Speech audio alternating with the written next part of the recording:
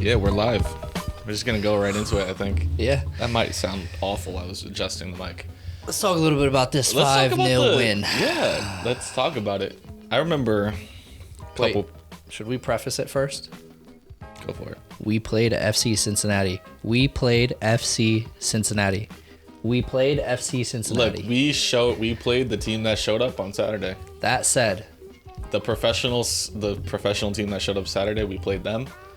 And Medina's happening. Like, I just gotta say, I just want a little confirmation that it seems like it's happening. it seems that way. It seems that way, right? Yeah. But Potentially, I think that's up there with like the top 5 goals of the season so far. Granted, it's week 2. bro, no lie. Are these recording? I have no clue. They're recording. I have no clue. Something in Leave my it in. brain just told me they weren't recording. Leave it in. Okay. Medina, you know what? He's on the way to happening. Look, and he showed that he can play on either side. So I think, True. like I said in the season preview, it looked like he put the work in, and it's coming off. Like his Yeah. finishing is up there now. Yeah. Granted, he should have had a hat trick, but it is what it is. Well, we should have had like a lot more open play goals, that's for sure. Yeah, for sure. And we were talking a little bit about beforehand how like it's cool. It's definitely cool for us to have like more set piece goals in that game than in the last like 5 years seasons, or yeah. whatever. But like still, it's FC Cincinnati, and open play is also very, very important because this is like an anomaly of a game. Yeah, and just the game in general was really cool. Obviously, being there was insane. Mm-hmm. Like that whole experience, I think we could literally do a full podcast. Minus on that like alone. the scavenger hunt to get into the Dude, stadium. yeah, because nobody knew what they were doing there. Yeah, we went from like one gate to 4 other gates just to get inside the doors. But once we were in the doors, it was sick. It was super cool. It was like also being like a Yankees fan my whole life to like check out the press box of Yankee Stadium was super cool. No glass, way better than Yeah, glass. also eating lunch and then looking down the hall and you see Ian Joy. Yeah, doing the broadcast with Joe Just- Tollison was like the weirdest thing. Just bizarre scenes Yeah, for just 2 kids from Connecticut. I know. But yeah, back to the game. It was cool to see Mott's come back. And like there was a moment where maybe I don't know if it was on like the broadcast, like the TV broadcast, but Mott's was getting chirped by the third rail. Yeah. Obviously.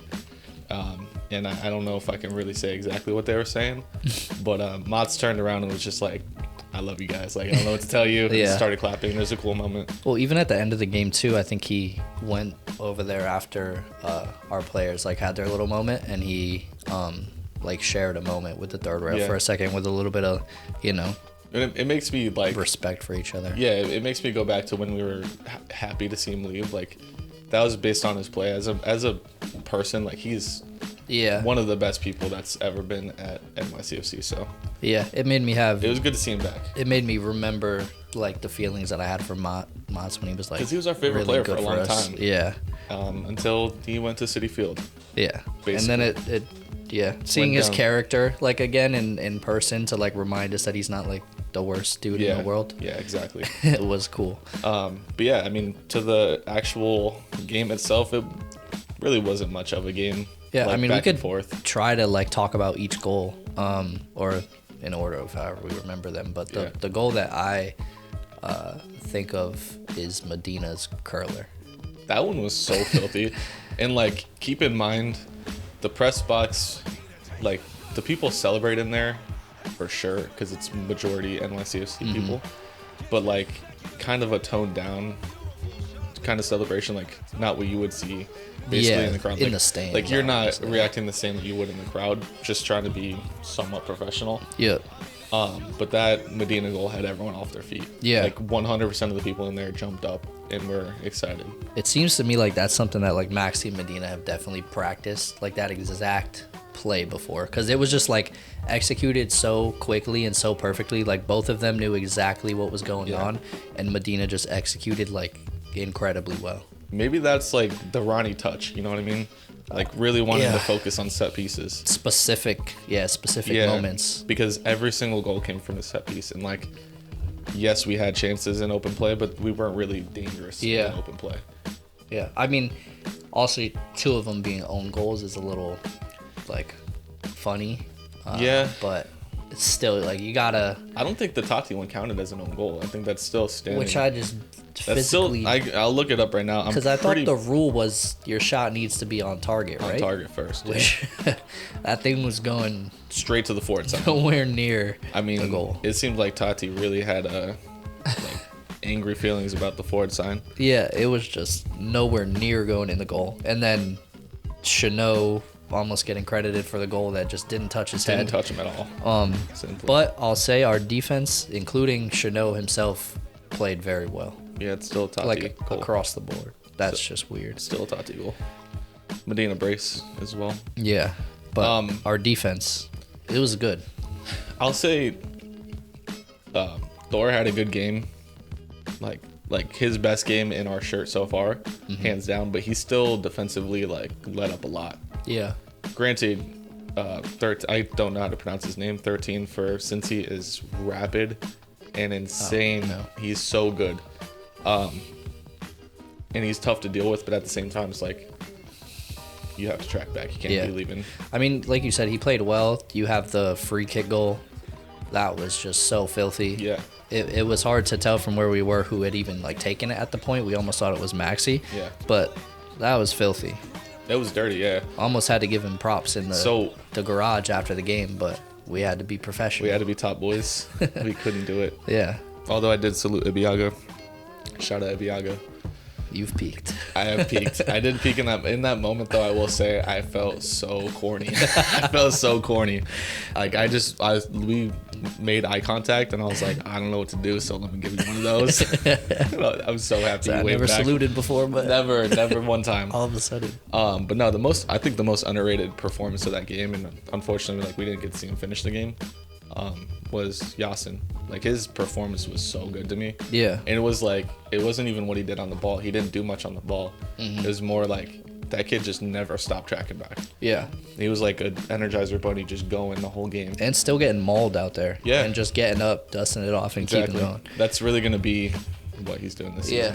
He should really link up with Sands and get on that summer workout plan. Yeah, I think maybe it was sort of quiet, his performance, right, of playing so well, because I know, for instance, us, the second that we saw Yasin was starting, we're like, yo, we're gonna get to see his first MLS goal right. An hour before kickoff. Right. So for him to be quiet, it almost seems like he didn't really do much, but really the whole game, like you said, he was playing amazingly. I'm pretty positive. I think he was one of the best players on the pitch. And that was just based off him pretty much covering Thor the whole game.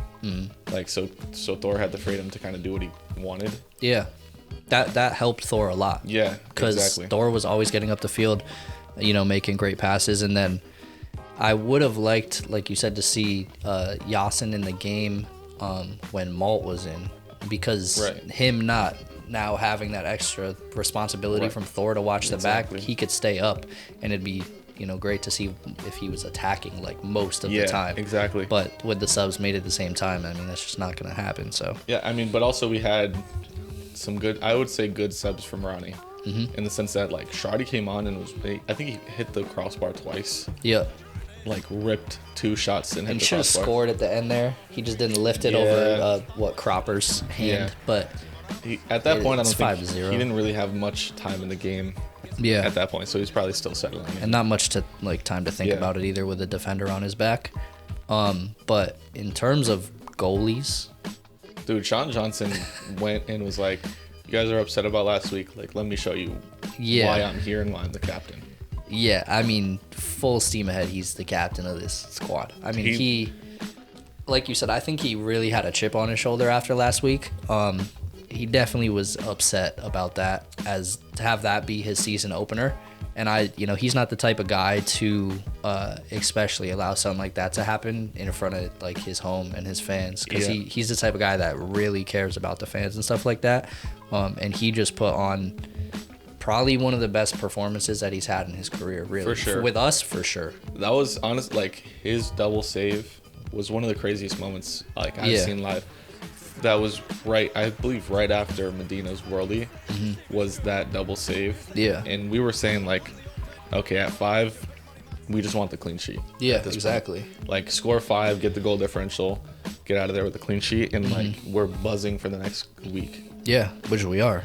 And he was really just like one of the main determinants of that clean sheet for sure. I mean, they could have scored 3 on us if it weren't for him. I will say, had one tackle that Gray was just like, I don't know, his track back speed just wasn't there for some reason. Like he didn't seem like he wanted to get back as bad as he should have. Yeah. And Chanot just sprinted like I've never seen him sprint before, like 22-year-old Chanot, and put in like a worldly tackle. Yeah, it was all great on defense, period. Right, but it would be dumb of us to not say like we had 22 shots, 10 on target, and no open play goals. You know what I mean? So like it's bad too. That's rough. Yeah, and we had majority of possession. You know, it's just. We need to be better on offense. Yeah, we need like to get Tati scoring from shots that he puts on net. Right. Like and obviously as New York City FC, we can't rely on set pieces. No. Like absolutely not. And Ronnie, I'm telling you, this is once in a lifetime. This is not gonna happen again. Maybe even another set piece goal ever. It's possible. Trade that for open play goals. Easily. Yeah, I would be so down for that. But it's really not much. I had something to say. I don't remember it anymore. It was profound. Damn. Maybe we have to jump cut. I don't even remember what it was. I don't think like a vlog. I don't think it's gonna come back either. That's the tough part. What was like the theme even? New York City FC. It involved them for sure. Damn. And then you started talking about Ronnie, and I think that jogged. We're talking about defense, Ronnie, and then relying on set pieces. Can't rely on set pieces. It's gone, dude. I'll think about it and talk about it in next episode, I'm pretty sure. But there's really not much to talk about. There's nothing to be upset about with this team right now. Yet. And are we back in? No. Okay, we're going to Philly. We're going to Philly. Much tougher game than the game that we just played. Yeah. The next couple are going to be tough. Well, you know, if we can somehow find a way to get 3 against Philly, it kind of makes like the DC game not really matter because we should have gotten 3 there. And I really don't think anybody is expecting us to go into Philly this early in the season. And I mean, if we get away with a point, I think a lot of people are going to be happy about that. Right. So, 3 we'd be buzzing. So we just have to hope the boys tighten it up. Yeah, we got to tighten up, but we do have the best goal differential right now. Go out there, be a little road warriors or something, because road dogs. We need it. Yeah, we need that game. That's a big game. Interesting. We have the best goal differential in the East, yeah. By so a lot. I would say like if we get 3 points this game, we're going to the Open Cup. I think so. If it happens, I know the Open Cup is like in limbo right now because of COVID stuff. But do we dare go to this Toronto game? What's the date? No, it's the 15th. We're going to Hartford. Oh, true. Yeah, Hartford. Yeah. But yeah, we'd be fully vaxxed too. Not the 15th. Okay. Nah, 2 weeks. Oh yeah. Yeah, I'm not fully till the 19th. Editor, Matt, edit this out, please. Matt, edit this out. Wait, why don't we pay you, Matt, again? Who knows? I wouldn't. We need to call the bank and cancel those checks. Let's wrap this up. Yeah, let's get out of here. But yeah, good game. It was amazing to be at. That was probably my favorite game, NYCFC game I've ever been to. It was just the most fun. Yeah. And obviously, everything surrounding it, like us going, you couldn't beat that experience. Oh, we didn't talk about crazy stuff. We'll talk about it another time. Like motorcycles. Oh god, the DMX tribute, yeah. Oh. I forgot all about like I said, the COVID tests and everything. We could literally make an entire episode just strictly based on the experience itself. I know. I'm talking about it. Oh, there's a lot for us to tell you guys at some point. I was kind of like, I enjoy going as a fan. Like I was excited to go as press, and it was obviously like a great opportunity. Mm-hmm. But like being with the fans is obviously the most fun. And so, but with it being limited capacity, it felt like we were still a part of everything. Oh, absolutely. Yeah, the way that the press box is laid out too, like we're almost right in line with like rows of just fans, and the no glass really makes it like that too. Yeah. It's like a super cool experience. Like you're still basically just there as a fan. But we're Yeah. definitely gonna be there. I think this season, the Couple amount of more times that times. we go, I think more so as fans. Yeah. Just because then we could go with the boys too, and yeah, and really just have that full experience. go to the team shop and and stuff. like we can't have beers or anything. Yeah, in the you press gotta be box. professional. No. But But yeah, that parking garage is interesting, to yeah, say the least. that's a new. That's a podcast by itself. Yeah, everything is a podcast. But by itself. we're gonna get out of here. Where are we gonna have a preview for Philly? Probably not. No. Probably just talk about it. I mean, we previewed it a little bit, right? Yeah. So we'll see you guys like Monday. Yeah, probably after the Philly game, obviously. Yeah. So we'll see you guys after the Philly game. Hopefully, we'll follow us on Twitter. We're gonna live tweet it again. Yep. Post 90 pod on all podcast or all platforms. Oh boy, we're in mid-season form. Everybody take over unders on how many episodes it will take for him to one take an outro. I'm saying like game 11. We'll see you at DC. We'll see you at DC. Yeah. Post 90 pod on all platforms, social platforms. Yep. We'll talk to you guys soon. We'll see you guys next week. See ya. Peace.